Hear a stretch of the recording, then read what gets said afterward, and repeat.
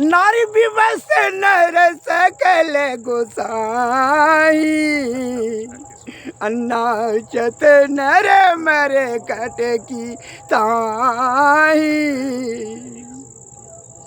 अर्थात इसका अर्थ क्या है? संत समझा रहे हैं आपको कि यह संसार जो है, यह नर जो है, पुरुष जो है, नारी के विवश में होकर के बंदरों के भांति नाच रहा है। क्या?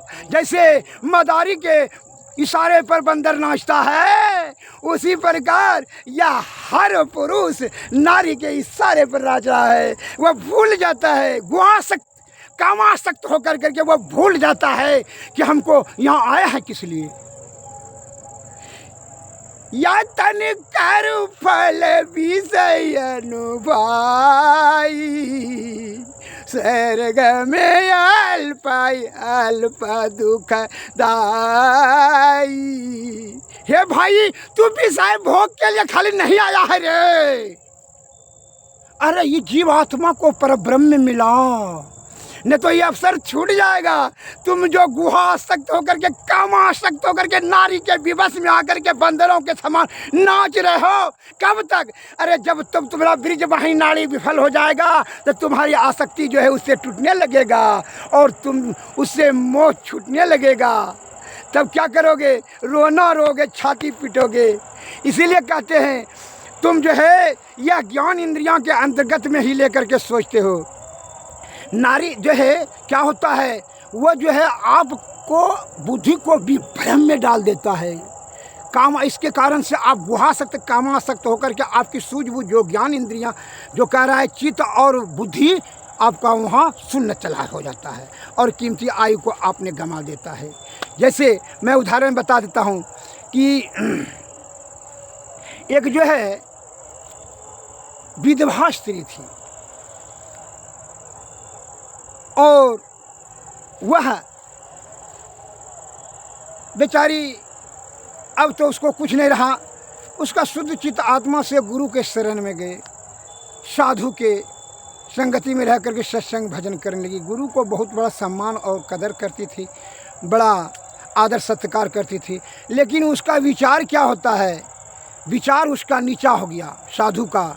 इसलिए कहते हैं विषय बड़ा बलवती होता है।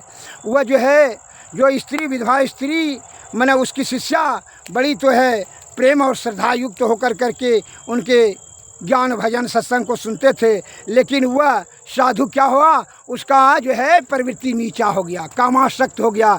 वह उसको ऐसा उपदेश देने लगा जिससे कि वह कामाग्नि जो है उसका उत्तेजित हो, इसका उसको आभास हो गया।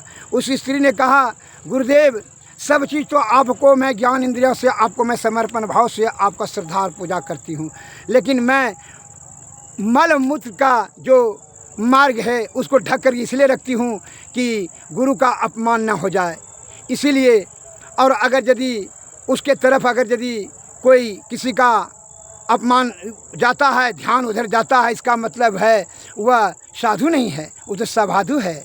अर्थात वह विषय भोग में के दृष्टि में आ गया है, वह गुरु के योग्य नहीं रहा जाता है। अतः क्षमा कीजिएगा अगर यदि आपको हमारे ज्ञान इंद्रियां से मैं आपको चरण में समर्पण भाव से समर्पित हूँ, अतः मुझे आप ज्ञान दीजिए परब्रह्म में के रास्ता को अपनाते हुए परब्रह्म में यह जीवात्मा को मिलाने के लिए। यही आपसे मेरा करबद्ध निवेदन है। वह साधु को दिल में झटका लगा और उन्होंने अपने धर्म का जो अधःपतन होने वाला था उससे सुधार हुआ कि यह शिष्या जो है हमारा जो सचमुच में शुद्ध चित्त इसका आत्मा है। वह साधु को ठेस लगा और उसी समय से वह क्या किया, उसको आत्मा में ज्ञान प्रकट हो गया। उसको इस बात का ज्ञात हो गया कि हमारी प्रवृत्ति विषय के अंतर्गत में रहने से दूषित होते कर करके हमें अधःपतन होते चले जा रहा है। इसलिए मैं देशवासियों से निवेदन करना चाहता हूँ कि आपका प्रवृत्ति विचार नीचे की ओर न जाए, उत्तम विचार शुद्ध चित्त आत्मा को रखे सद्गुरु के शरण में जाएं और सतोगुण में रहें और सत्संग भजन करें और जीवात्मा को परम आत्मा के तरफ मिलाने का सदैव प्रयत्न करें।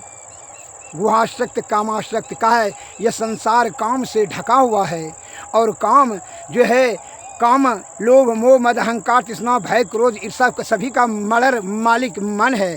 मन पर नियंत्रण, इसलिए रामायण महाभारत में भगवान श्री कृष्ण ने कहा है कि मन जो है ये सभी दुखों को, विषयों को उत्तेजित करता है, उसी कारण से नाना प्रकार का कष्ट होता है जीवात्मा को। तस्मात् त्वम इंद्राणी आदो नियम ये भरतरस्व पाप नाम परजय हुए नाम ज्ञान विज्ञान नाशनम। हे पार्थ, अर्जुन को समझाया, हे पार्थ तू पहले सबसे अपने इंद्रियों के विषयों को बस में करो, तब जो है पापनम हुएनम ज्ञानम विज्ञान नाशनम, यह ज्ञान और विज्ञान का नाश करने वाला महान पापी जो है काम जो है, इसको परजही, जही मैंने होता है पकड़ के मारना, परजही मैंने इसको बल पकड़ करके मार ही डालो। किसको? ये काम को। यह बड़ा महान पापी है, इसके कारण से ही आपका प्रवृत्ति नीचे की ओर चला जाता है। अतः यह सबसे विषयों में अति बलवान है, इसके बलपूर्वक पकड़ करके इसको मार ही डालो, यही संतों का विचार है। अतः तभी जो है यह जीवात्मा को क्या होगा, परमात्मा में अर्थात शुद्ध चित्त आत्मा होगा तो परमात्मा में मिलने का जो है, सद्गुरु के शरण में जाने के अवसर प्राप्त होगा और तभी यह परब्रह्म की तरफ बढ़ेगा। दूसरा कोई उपाय नहीं है। मैं अपना शब्द विराम देता हूँ। जय हिंद, जय भारत।